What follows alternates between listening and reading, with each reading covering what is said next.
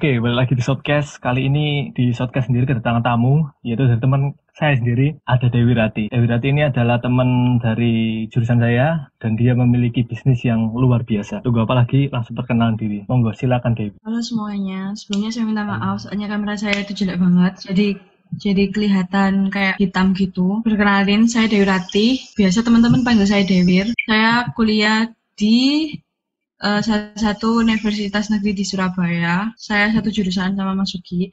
Saya asal Mojokerto, gitu Mas Sugi. Oh iya, oke. Untuk perkuliahannya sendiri nih, kan sekarang udah masih pandemi kan, oleh karena itu kita masih di rumah.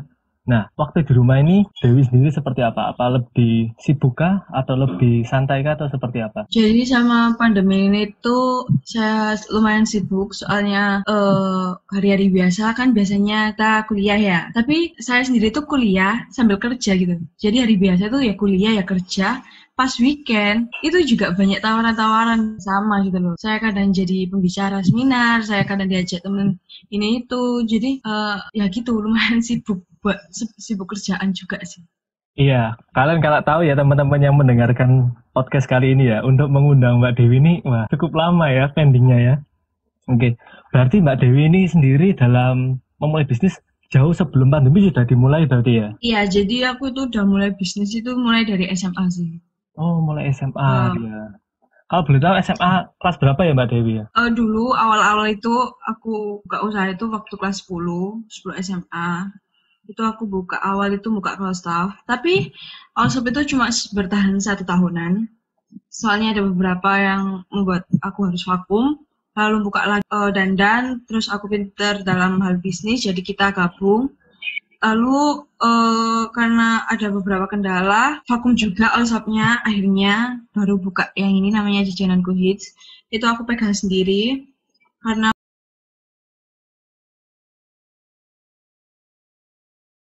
Oke, jangan lupa mampir ke Jajananku Hits. Kalian bisa follow dan bisa beli makanannya enak-enak guys. Kalian bisa langsung gas ke sini.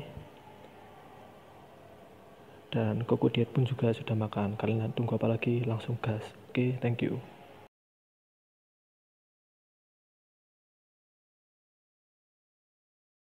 aku kepikiran buka usaha Jajananku Hits ini dan alhamdulillahnya bertahan sampai sekarang.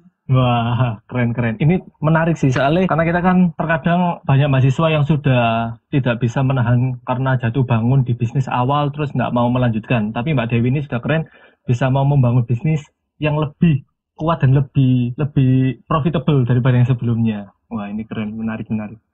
Terus awal mulanya tiba-tiba mau berbisnis itu seperti apa, Mbak? Kalau boleh tahu ini. Oke, jadi itu tuh aku tuh karena putus sama pacar saya yang dulu waktu awal-awal SMA. Itu tuh saya serius, saya kacau, saya kepikiran terus, sekolah juga awur-awuran. Terus saya tuh kayak pengen hidup saya itu lebih baik. Saya nyari kesibukan apa sih? Tapi kesibukan yang menghasilkan gitu loh. Jadi bukan kesibukannya main aja, itu enggak. Jadi aku kepikiran buat all shop. Di samping aku sibuk, aku juga dapat duit. Nah, ini teman-teman ya, wajib diuntuh ini. Kalau kalian galau mau apa, cari yang produktif gitu kan. Cari yang bisa cari uang, jadi uang gitu. Jangan jadi galau, jangan menjadi mikir yang aneh-aneh gitu. Nggak boleh, Iya. berarti harus seperti kayak Mbak Dewi. Ini perlu contohin teman-teman. Oh, jadi awal mulanya itu karena ini ya Mbak ya, berarti karena putus, terus mengimplementasikan kepada hal yang lebih bagus gitu ya, Mbak. Lebih hal yang produktif gitu ya. Iya, Oh iya, betul Mas Sugi. sekali. Siap, siap. Berarti setelah mengalami hal tersebut, Mbak Dewi ini sekarang sudah mengolah bisnis ini sendiri ya, Mbak? Jajanku Hits ini ya. Dikelola sendiri, di marketing sendiri, dan segala hal sendiri gitu ya, Mbak? Iya, semuanya sebelah sendiri dari mulai yang ngeproduksi, terus antar barang, terus branding, semuanya sebelah sendiri. Tapi di samping Jajananku Hits ini juga aku ada all shop lagi. Baru Oh, ada bangun sih, usaha namanya sendiri ya. Monkey Stone. Iya, di situ aku jualan thrift dan all shop itu aku joinan sama tetanggaku. Oh iya, heeh. Tapi handle itu aku juga, jadi aku handle 2 all shop.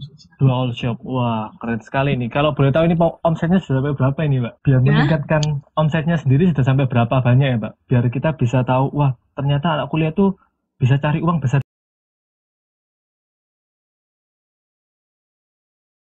Oke, buat kalian yang para pendengar podcast saya, jangan lupa untuk follow dan beli baju atau beli barang-barang lainnya di Monkey Stone. Link ada di deskripsi. Kalian bisa pilih sesuka hati kalian dan selalu already. Thank you guys. Seperti itu. Kalau omset yang jajan untung itu tuh 3-4 juta per bulan, nggak tentu. Kan itu namanya usaha ya, kadang nggak tentu gitu. Kalau yang Monkey Stone itu baru mulai itu belum kelihatan sih, tapi kita target itu 2 juta sekali kan. Baik. Thrift itu kan bal-balan ya. Thrift itu kan bal-balan. Bal-balan kita target itu 1 bal itu kita ambil untung 1 jutaan. Oh baik, siap. Lumayan banyak ya Mbak yang ngambilnya. Tapi memang tujuannya kan untuk profitable. Siap. Iya, betul. Kalau dari Mbak Dewi sendiri nih, tujuan kedepannya tuh kira-kira apa? Kan pasti punya goals yang lebih daripada yang sekarang gitu kan?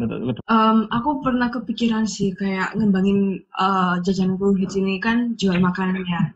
Aku pengen ngebuat kayak entah restoran atau kafe gitu. Ya, amin. Tapi ya itu sih rencananya. Cuma bukan waktu sekarang gitu loh. Soalnya kan di samping modal juga waktunya itu nggak sempet gitu. Kayaknya habis kuliah, lulus kuliah gitu baru buka usaha deh. Iya, juga membuka lapangan pekerjaan juga ya Mbak ya. Oke teman-teman ya, minta tolong untuk dibantu doa biar Mbak Dewi bisa melanjutkan apa yang direncanakan dia. Oh iya Mbak, ini kira-kira bisa bagi tips nggak Mbak? Kalau biar lebih produktif dan mau untuk mencoba hal yang baru seperti itu. Untuk di kalangan kaum milenial ini yang terlalu banyak mikir tapi jangan bertindak. Iya. Jadi gini, kalau menurut saya itu tergantung pribadinya masing-masing ya. Kalau ada rasa buat pengen maju, maka ya lakuin. Ya lakuin yang pertama itu kamu hobimu itu apa dulu gitu loh. Kalau kamu udah ketemu hobimu, ya kamu itu kayak gerus kayak lebih dalam lagi hobimu gitu. Terus makin lama semakin ngembangin, terus itu kamu putar gimana caranya itu bisa jadi sesuatu yang menghasilkan untuk dirimu sendiri gitu. Kayak gitu sih, aku soalnya dulu kayak gitu juga. Jadi saat ada kemauan pasti ada jalan, tapi kita juga harus menjemput peluang tersebut gitu ya Mbak ya. Kan nggak bisa kalau kita cuma menunggu, aku pengen kaya tapi nggak mau bekerja, kita nggak mau take chance, kita nggak mau ngambil peluang itu percuma kan ya Mbak ya, begitu ya? Iya, percuma banget sih. Biasanya ini Mbak, kan teman-teman itu seperti ini kan, banyak sekali alasannya itu kan, bilang, aku nggak tahu potensi diriku seperti apa, terus cari passionnya itu gimana? Kalau dari Mbak Dewi sendiri itu dulu gimana? Cari passionnya kok tahu tiba-tiba kayak, sepertinya aku ada panggilan di masa ini, aku mau buat jajanan gitu. Kira-kira aku punya pandangan nggak? Dulu itu kok bisa tahu itu gimana? Sebenarnya dulu itu juga aku tuh bingung ya. Aku dulu tuh kayak hidupku itu nolep banget sih. Kayak ya udah dijalani aja. Terus aku dulu tuh sempet bingung. Ini masalah aku santai-santai terus.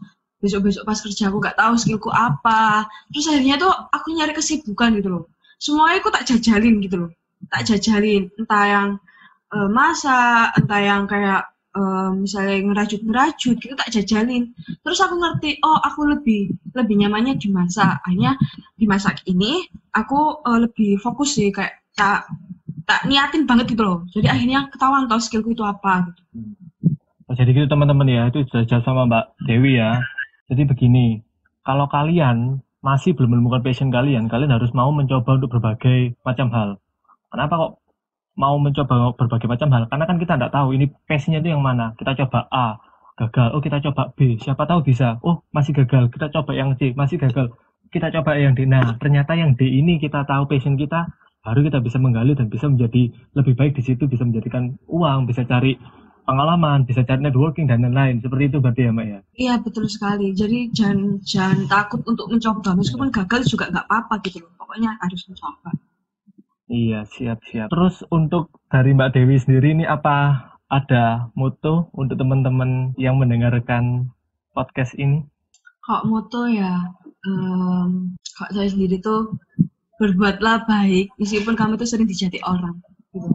Jadi jangan jangan capek-capek untuk berbuat baik gitu loh. Soalnya kita berbuat baik itu selalu ada balasan. Dan balasnya itu nggak terduga. Wah, ini benar-benar sekali, benar sekali. Jadi meskipun kita jahat tidak perlu balas dengan kejahatan juga gitu ya Mbak ya. Iya, betul. Benar-benar. Jadi gitu guys, kalau kalian sebenarnya saya juga izin menambahkan ini ya. Saya juga pernah baca sebuah postingan gitu. Jadi seperti ini. Sebenarnya tidak semua orang itu berhak untuk memberi apa ya baik kepada kita itu terserah dia kan. Dia mau berbuat baik ke kita atau berbuat jahat ke kita meskipun kita sudah melakukan kebaikan. Karena itu hak mereka gitu. Kalau kalian ada teman kalian atau saudara atau orang tua kalian yang lebih dulu untuk baik dan mengasihi kalian, itu kalian harus benar-benar jaga, kalian harus benar-benar hargai gitu. Karena tidak semua orang itu bisa memberikan feedback yang sama kepada kita gitu. Benar nggak sih? Iya, benar. Benar banget. Pokoknya meskipun kita nggak dihargai, tetaplah berbuat baik. Iya, berarti jadi dari serangkaian ini Mbak Dewi sendiri bisa sampai melangkah jauh ini kan pasti ada ini kan dari apa namanya, karena broken heart dari mantan terus bisa jadi seperti ini. Nah sekarang ini kira-kira ini mantannya ini apa kabar ini Mbak? Ini mantan aku yang waktu SMA ya. Iya. Alhamdulillahnya semenjak kita fisik jak balikan tapi dia gak mau. Soalnya emang kita putus juga karena orang tua nggak setuju. Ya udah, habis itu dia lebih baik sih sekarang, dia udah nata hidupnya. Wah, dia keren. Punya pandangan ke depan gitu. Iya.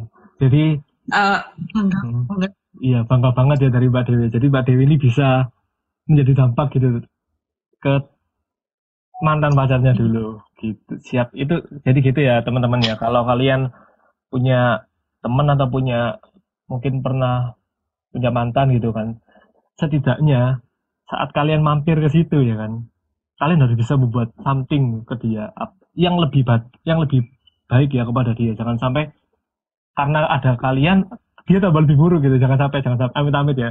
Jadi kalau bisa seperti kayak Mbak Dewi ini, dia membawa dampak, dia membawa perubahan yang besar bagi si mantannya. Gitu ya, asik ya. Oke. Itu yang dari ini ya Mbak, mantan yang 2017 ya. Kalau yang di tahun ini apa ada? Jadi jujur, setiap usaha itu pasti ada jatuh bangunnya toh. Oh iya benar. Dan saya itu pernah jatuh, dan saya itu pernah jatuh sejatuh-jatuhnya bulan-bulan kemarin, dua bulan yang lalu. Itu pada bulan Agustus saya ketemu sama cowok. Di situ awal mulanya saya udah sayang banget gitu sama cowoknya, tapi kita tuh harus pisah karena ada beberapa pandangan kita yang berbeda. Terus dari situ saya tuh down, jatuh banget. Saya stres banget, dan kalau orang jatuh kan males ya buat ngapa-ngapain gitu loh. Iya benar-benar. Jadi semuanya itu saya tinggalin, kuliah saya tinggalin, kerjaan saya tinggalin, saya no-lab, saya udah kayak gak ada beban hidup gitu loh. Kerjaannya itu nangis. Iya, gak ada harapan dulu. Kerjaannya nangis, terus hangout, ngabisin duit. Pokoknya yang membuat hati saya itu seneng. Soalnya kan saya sakit hati banget tuh itu. Sampai orang tua saya itu bilang gini, kamu lu gini terus tuh. Ya apa sih? Kamu udah gak kayak dulu. Oh iya, jujur waktu saya putus itu saya sempat jauh dari Tuhan. Saya jarang ngaji, tapi sholat masih tetap sih, kayak jarang ngaji, jarang selawatan. Orang tua sampai bilang, kamu loh semakin hari semakin jauh dari Tuhan. Begitu. Terus dari situ saya sadar toh, oh iya, aku nggak bisa gini terus. Mana 2 bulan itu pas jatuh-jatuhnya itu kehabisan uangku habis, aku sampai minta orang tua yang biasanya aku memenuhi kebutuhan hidupku sendiri, jadi minta orang tua. Terus omsetku juga hancur, yang omsetnya 3-4 juta jadi 500.000, itu kan down banget ya. Iya benar. Terus aku mikir, oh aku gak bisa gini terus. Aku udah bangkit dan bulan November awal tuh aku bangkit, mulai nata-nata usahaku, dan alhamdulillah semuanya kembali meskipun sedikit perlahan-perlahan gitu. Dan kalian tahu setiap perpisahan itu selalu ada hikmah. Wah, benar-benar Mbak, benar. Aku pisah sama orang yang aku temui di di Agustus itu, aku dapat banyak banget tawarannya. Tawaran kayak jadi pembicara seminar, ikut ini itu, tawaran jadi pengajar, pokoknya banyak. Sampai aku gini, wow, Tuhan baik yo. Padahal aku udah ngecewain dia, tapi dia itu masih mengasihi aku gitu loh. Aku semakin diangkat gitu loh derajatku. Dan kabarnya mantanku ini juga yang orang aku temui di Agustus, ya biasa-biasa aja, malah semakin ya gitulah.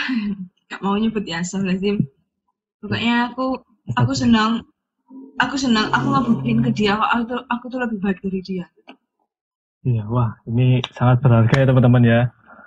Oleh karena itu tadi sempat dijelaskan sama dari Mbak Dewi tadi kan motonya yaitu saat kita dijatuhi sama orang, kita harus tetap membalaskan kebaikan gitu. Dan dengan pelajaran tadi itu, jadi jangan jadikan masalah itu sebagai beban, sebagai terus-terusan kita mengasihani diri, kita tetap kayak tetap terpuruk gitu. Jangan sampai seperti itu teman-teman ya. Karena dengan adanya berbagai macam teman ini, di belakang itu ada tembok besar yang harus kita runtuhkan, yaitu ada gift yang besar.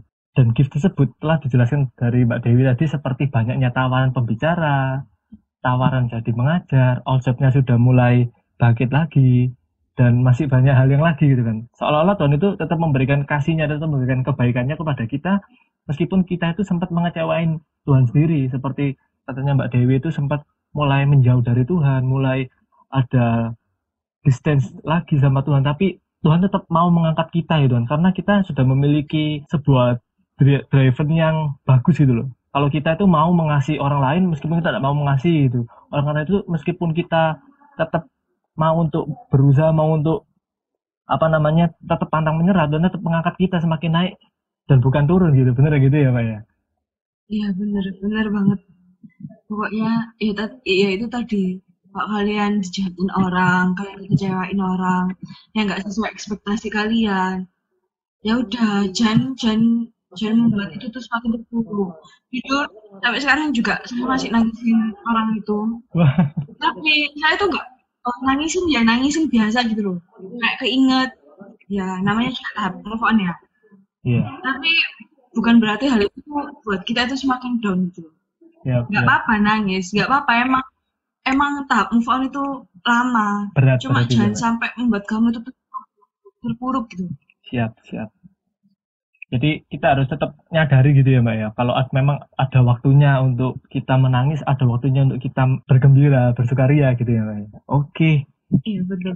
Mungkin podcast kali ini itu dulu ya guys. Kalau kalian mau untuk request pertanyaan atau apa untuk narasumbernya dari Mbak Dewi lagi, silakan komen di bawah ya. Oke, terima kasih dari Mbak Dewi. Semoga dari sharing-sharingnya ini bisa menjadi dampak, bisa menjadi semangat, bisa menjadi tolak ukur bagi semua orang, bagi semua pendengar podcast ini untuk mau untuk berusaha, mau untuk membuka bisnisnya tanpa takut apapun itu, karena saat kita mau ada jalan. Oke, thank you Mbak. Nah, makasih ya. Oke. Semuanya. Terima kasih Mbak. Iya. Oke, jangan lupa untuk kalian like, comment, and subscribe. Jangan lupa untuk juga dan share. Thank you guys.